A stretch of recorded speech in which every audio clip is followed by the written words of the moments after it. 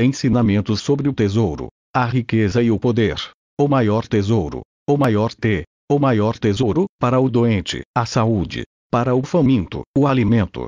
Para o sedento, a água. Para o cego, a visão. Para o mudo, o dom da voz. Para quem não sabe, poder aprender. Rubens Saraceni Lucas, capítulo 12, versículo 15. Prestem atenção. Tenham cuidado com todo tipo de avareza, porque a verdadeira vida de uma pessoa não depende das coisas que ela tem, mesmo que sejam muitas. Portanto, o maior tesouro é ser perfeito no corpo e ter a mão que realmente precisa.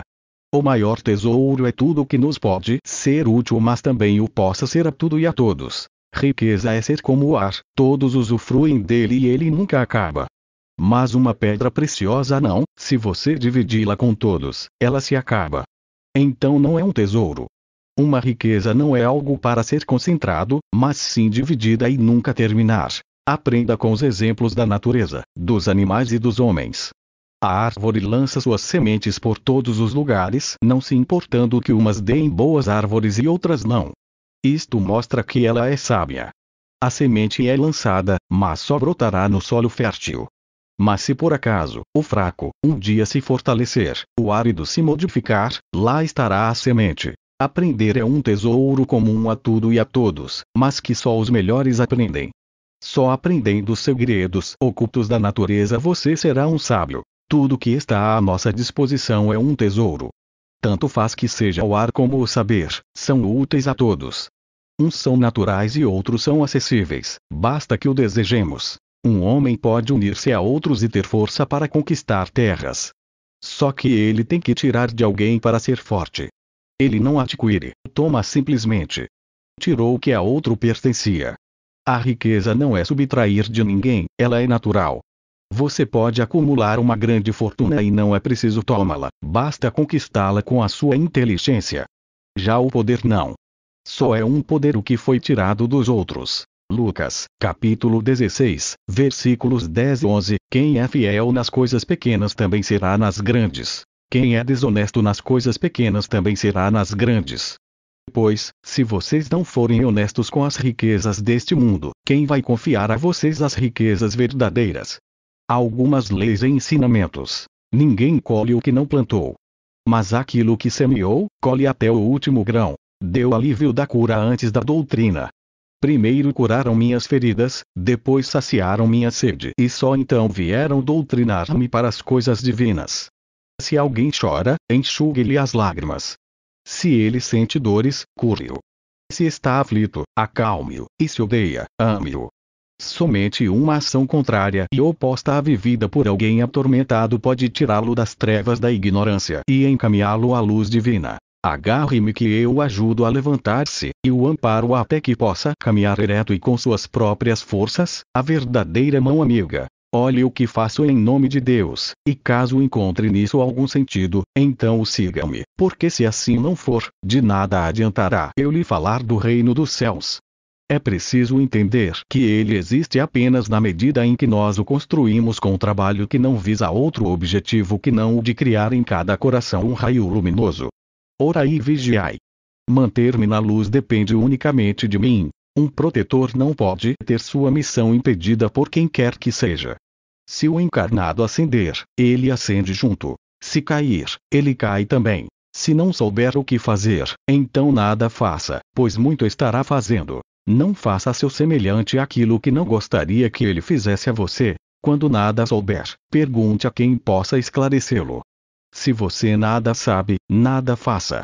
Certamente poderá fazer tudo errado, caso tente fazer algo. Quem em suas mãos toma o que à lei pertence, a lei certamente irá responder com as mãos postas à palmatória. Só use princípios da luz, na luz, porque nas trevas eles são incompreensíveis, assim como são incompreensíveis à luz, os princípios das trevas. Na luz, você suportaria a dor que ela, outra pessoa, iria sofrer enquanto nas trevas você repassaria essa dor a um terceiro, não deixando que ela se esgotasse toda em você mesmo, não tendo confiança na justa justiça da lei maior. Você não sabe que os sentimentos não foram dados ao ser humano para serem comercializados. Quem com ferro fere, com ferro será ferido. A lei divina se faz por si mesma, e ampara a quem tem que ser amparado, assim como verga a quem se faz por merecer tal ação por parte dela. Ninguém poderá derrubá-lo senão ele mesmo, ele é seu juiz e seu algoz. Enquanto agir na luz da razão, nada o destruirá, mas no dia em que afrontar a lei, ele mesmo se destruirá. Nas trevas você golpeia a sua vítima e causa-lhe dor com o intuito de destruí-lo, mas na luz você sofre os golpes que despertarão a justa justiça da lei, que vergará até o extremo o injusto golpeador. Quem prega amor, com amor será compensado, e quem prega o ódio, com o ódio será pregado. O socorro. Um espírito incorpora no médium e absorve seu magnetismo animal. Com a irradiação luminosa da luz branca, todos os ferimentos do corpo espiritual são curados de imediato. Cessam as dores físicas, restando tão somente as dores do mental, que são remorso, vergonha, tristeza, angústia, etc. Daí somos encaminhados para o abrigo, e lá os mestres e mestras da luz nos acolhem e curam essas dores mentais com suas palavras de consolo, conforto e esclarecimentos. Os mistérios. O mistério maior é da origem, o menor é a ação capaz de ser feita com o maior.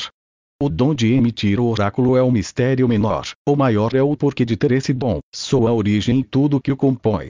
O que você não domina não é seu de verdade. Quem procura os mistérios tem por obrigação ocultá-los, após o conhecimento. E quem é procurado, tem o dever de divulgá-los, de uma forma oculta ou velada. Perdoai 70 vezes 7 vezes. O resultado dessa operação não é o número 490, não é bem assim, a quantidade está mais para o resultado da operação 7 vezes 7, repetindo-se por 70 vezes, isto é, 7 elevado a 70 potência. Provavelmente o mestre queria nos dizer que devemos perdoar infinitamente, como Deus nos perdoa, sempre. Jesus, divino mestre, entra no meu coração e faça nele a tua morada. Me perdoa, me orienta, me proteja e me ampare. Eu oro em nome de Jesus. Onde 2 ou 3 pessoas estiverem reunidas em meu nome, lá estarei. Mateus 18, 20. Enquanto encarnado, o espírito absorve o tempo todo irradiações energéticas do lado espiritual da vida. Quando desencarnado, o inverso ocorre e ele fica sujeito às irradiações energéticas do lado material. O corpo plasmático do espírito. Extraído de As 7 linhas da Umbanda. Psicografia de Rubens Saraceni, New Transcendentalize Editora. Adaptação dos comentários de Pai Benedito de Aruanda, ML. O corpo plasmático plasmável permite a um espírito assumir conscientemente as mais variadas aparências, ou inconscientemente ser induzido a se prender numa aparência em nada parecida com a humana. No astral negativo é muito comum encontrarmos espíritos devedores da lei maior ocultados em aparências bestiais de animais, como cães, cobras, morcegos, etc., ou então prisioneiros delas. O astral negativo são as trevas mais densas, onde verdadeiros reinos, há muito lá formados, acolhem espíritos de criminosos, homicidas, suicidas, infanticidas, genocidas, blasfemos, apóstatas, governantes inescrupulosos, traficantes, escravagistas, policiais assassinos, juízes ímprobos, advogados corruptores da lei, religiosos indignos, etc. Neste meio, impera a lei do mais forte, do mais cruel. O reverso desse lado é o lado positivo, onde os espíritos assumem aparências luminosas, coloridas e irradiantes, devido à vivenciação de nobres e virtuosos sentimentos religiosos, fraternais, de sapiência, ética. Eles também podem recorrer às aparências que possuíram em outras encarnações, plasmando-as após despertá-las de suas memórias ancestrais. Enquanto encarnado, o espírito absorve o tempo todo irradiações energéticas do lado espiritual da vida. Quando desencarnado, o inverso ocorre e ele fica sujeito às irradiações energéticas do lado material. Antes de um ser natural adentrar no ciclo reencarnacionista, é preciso que passe por um processo preparatório conhecido como cristalizador. Essa cristalização é realizada em câmaras cristalinas muito especiais, semelhantes a gigantescas colmeias, onde cada ser ocupará um módulo cristalino captador de energias provenientes dos planos matéria e espírito, da dimensão vegetal, ígnea, aquática, aérea, terrena, mineral e cristalina, que inundarão o interior do módulo com energias as mais diversas possíveis. O mental do ser, ligado ao mental planetário, responsável pelo ciclo humano da evolução, é dotado de um magnetismo de padrão humano, e começa a absorver as energias oriundas de diversas dimensões. Após processá-las em seu interior, dentro do mental, dota seu corpo energético de um campo magnético que captará uniformemente as energias e dará início à formação do revestimento plasmático, que no espírito humano chamamos de corpo plasmático, corpo astral. Uns o chamam com outros nomes, mas nós o chamamos assim por entendermos que esse revestimento é a cristalização de diferentes energias amalgamadas, cada uma numa certa quantidade, formando um envoltório que irá sustentar o corpo energético durante todo o ciclo reencarnacionista. Corpo energético é o corpo etérico.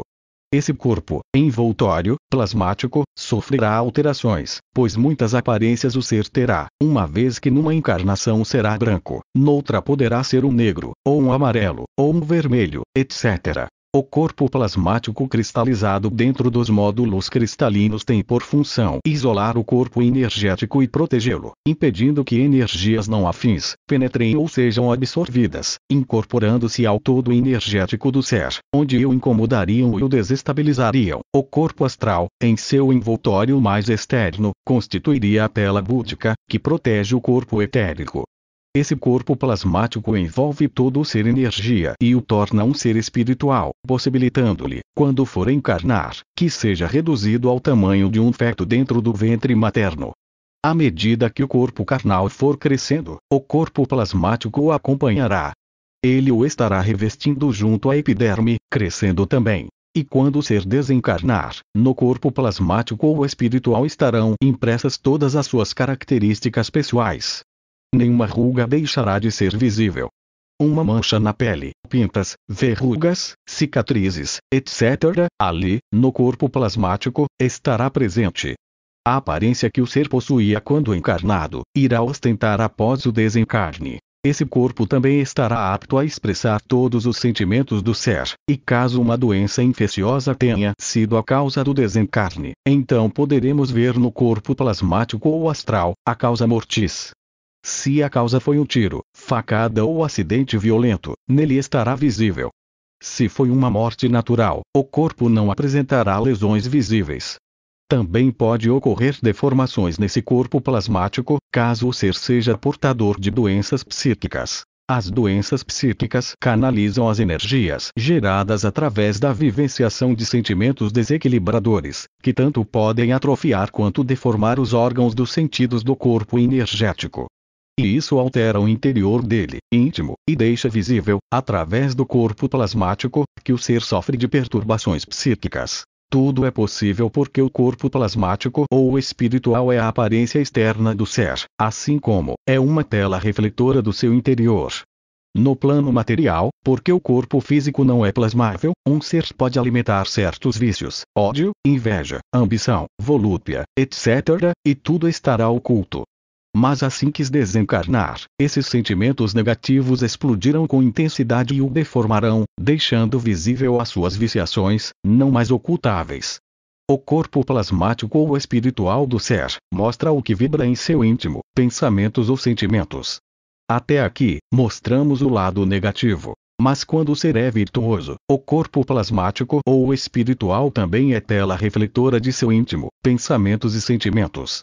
O aura do ser torna-se radiante, luminescente e colorido, pois cada sentimento irradiado possui uma cor que o distingue de outros sentimentos virtuosos. Nos sentimentos negativos, o aura não é irradiante mas sim concentrador, e sua cor, tonalidade, é monocromática, cinza, preto, mostarda, rubro, etc., mostrando-se em acordo com o sentimento negativo que o ser vivencia naquele instante de sua vida. Não vamos inventariar sentimentos ou tonalidades positivas ou negativas. Apenas desejamos deixar claro que a tela refletora, o aura, está intimamente ligada aos sentimentos, emocional, e ao mental, corpo plasmático. A tonalidade determina se o sentimento é positivo ou negativo, e qual a sua intensidade. Já a aparência mostra o estado em que se encontra o mental, se positivo ou negativo, e o estado do corpo energético ao qual ele reveste externa e internamente. Esse corpo plasmático pode sofrer deformações acentuadas, mas caso o ser venha a ter suas faculdades mentais, psique, reequilibradas, ele, o corpo plasmático, também será regenerado, e deixará de ostentar o que o ser já não vivencia em seu íntimo. É por isso que pessoas que desencarnam em idades avançadas, mas com a psique equilibrada, com pouco tempo no lado espiritual, já começam a rejuvenescer sem que se apercebam. Os sentimentos que vibram as predispõem a externarem beleza interior, nobreza, virtuosismo. O inverso também ocorre, e acontece de pessoas jovens no plano material assumirem aparências de anciões porque sentiam-se velhas, cansadas ou incapazes de vivenciar a vida com jovialidade. O plasma que forma o corpo plasmático ou espiritual só é formado dentro dos módulos cristalinos, localizados nos domínios dos senhores orixás responsáveis pela evolução natural, e também pelo ciclo reencarnacionista da evolução. O estágio humano. Todos seguimos estágios bem definidos, nos quais evoluímos e vamos incorporando qualidades e atributos que em nós, os seres espiritualizados, culminam com nosso ciclo reencarnacionista, onde nossa consciência humana será despertada em todos os sentidos: fé, amor, razão, conhecimento, etc. E só quando o arco-íris sagrado estiver irradiante, visível, em nossa coroa de luz, é que estaremos aptos a adentrarmos no estágio seguinte da evolução, pois aí já não seremos seres espirituais, mas sim, seres angelicais.